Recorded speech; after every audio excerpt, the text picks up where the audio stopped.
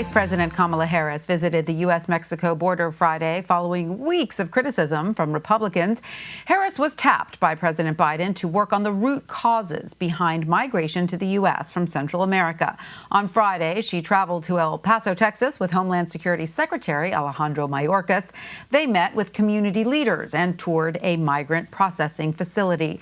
During the trip, Harris said the administration is working on a plan to end the Trump-era policy of expelling migrant families under the Title 42 pandemic protocol. However, she said the Centers for Disease Control and Prevention will have the final say. For more on this, let's bring in Renuka Rayasam. She covers Texas policy, politics, and healthcare for Politico. She's also the author of the Politico nightly newsletter. Renuka, welcome. Great to have you with us. What were some of the highlights of the vice president's visit to the southern border?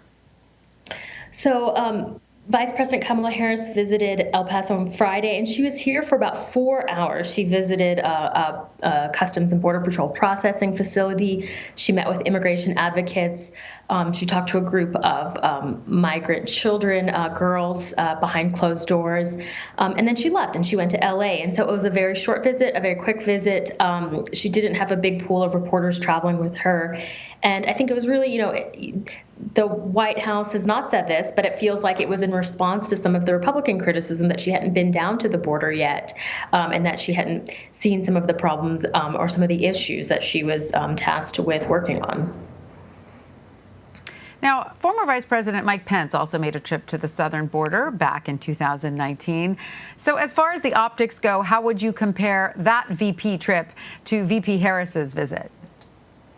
Well, the optics, that was a couple of years ago. The optics could not be more different. Back then, when former Vice President Pence was down in the southern border, there were these scenes of him visiting these migrant facilities. They were overcrowded. One reporter described the stench as horrendous, and it was, just an incredibly different scene. And so I think, this is just such a different visit in optics in its mission. I think, for former President Trump, a lot of what, and Republicans right now, the way that they're talking about the border, they talk about it as a scene of chaos, as a scene of invasion, as, just really out of control. And I think that is not, the rhetoric you're hearing necessarily from Democrats. And so just the optics of the trips themselves could not be more different in terms of those two visits. And even now, just how the two parties are even talking about the issue of immigration. Just pivoting to voting rights there. On Memorial Day, as you know, a group of Texas Democratic state lawmakers blocked a restrictive voting bill by walking out. What has Governor Greg Abbott done in response? So right now, Texas Democrats had denied Texas legislature quorum. And so, the way the Texas legislature works is different than a lot of other states. They only meet for 140 days every other year in odd years. Outside of that, the governor can call a special session for 30 days. And that's what the governor's done. And he hasn't said specifically that the session will be about voting rights, but it probably will be, and it'll probably include the bills that the Texas Democrats had stopped from passing during the regular session. And this is, at the moment, it's hard, I don't quite know what they're going to debate, whether it'll be a bill that was the same bill that they'd seen in the regular session, whether it will have amendments or changes to it. But, when I look at the bill that was previously filed and being debated, it mirrors a lot of the voting bills that we've seen in GOP-dominated legislatures across the country. For example, Houston, during the last election, implemented 24-hour voting so people could go vote in the middle of the night. And, Texas Republicans want to kill those sorts of things. And that's I think, what we're likely to see in the special session, which is set to start in July. Well, we know that Attorney General Merrick Garland has some of these new states' voting rights laws in his sights. Do we know whether Texas is going to be suffering the same fate as Georgia? If Texas Republicans pass the bill that they're debating in the regular session, if it gets signed into law, for sure, we are going to see legal challenges from Texas Democrats here, from voting rights advocates in the state of Texas. There will absolutely be legal challenges, and I don't know whether the Justice Department will get involved, but I would not be surprised. The Attorney General Merrick Garland has taken a hard line on this issue, and so yeah, it could very well go the way of Georgia if we see this bill passing and being signed into law. And quickly back to the border for a moment. Former President Trump is heading there this week. I want to play what he said about the migrant situation over the weekend. Let's listen. There is no more dire threat today than the crisis on our southern border. Other than perhaps our elections, that's a dire threat too.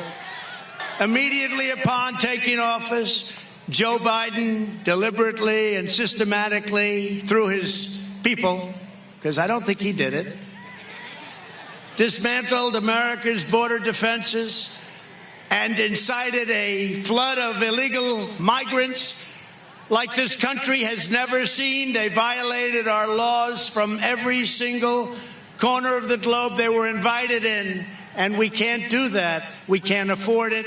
We can't have it. We can't have people coming out of prisons. We have no idea who they are. Now, some could argue former President Trump rode the issue of immigration all the way to the White House. What is the former president's agenda for this trip?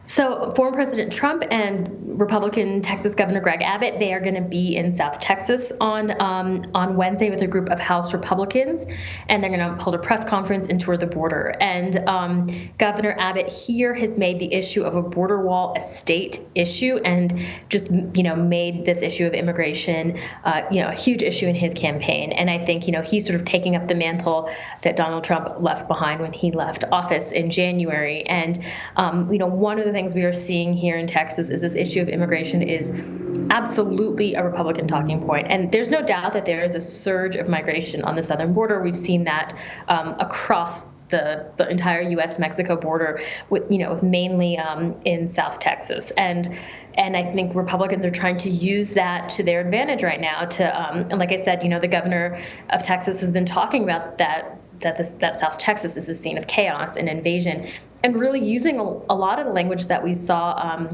former President Trump use when he talked about immigration.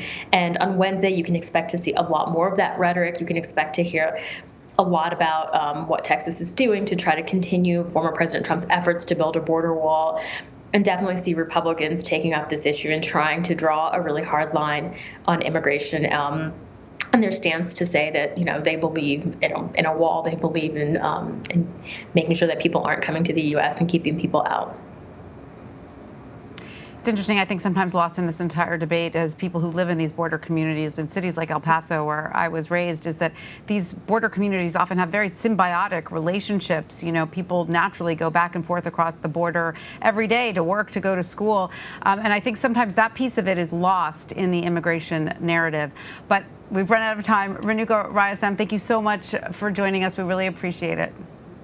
Thank you for having me. And I'm based in El Paso, so I know I can see water when I look out the window, so I know exactly what you're talking about. You know what I'm talking about, exactly. Fellow El Pasoan. Well, thank you so much, Renuka. Thanks for having me.